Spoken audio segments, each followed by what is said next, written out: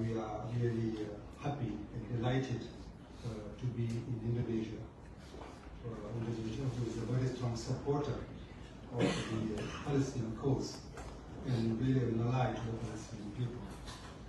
And what is admirable about your support is that support is really cross-cutting because it's coming from all the components of Indonesia, coming from the branches of government, coming from the people. So there is a united engagement for the cause of us. I think the meeting we have just held with the minister is the testimony of the strong dedication of Indonesia.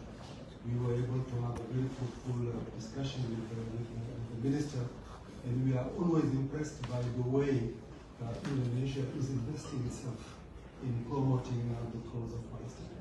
We were telling the minister that she is someone even seen as a Palestinian. When she speaks about Palestine, she is really behaving as a Palestinian, defending the rights of the Palestinians.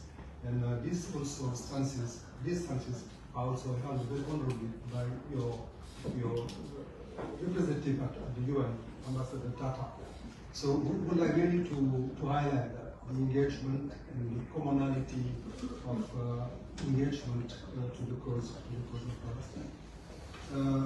So we are here to mainly thank Indonesia for the dedication and say that we still count on Indonesia to maintain that commitment and dedication.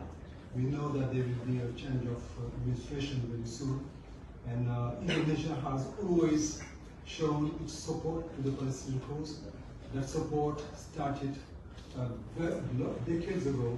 In 1975, when the committee was formed, Indonesia was admitted as a member of the committee, and since then, Indonesia has been playing a very pivotal role, a very crucial role in organizing it.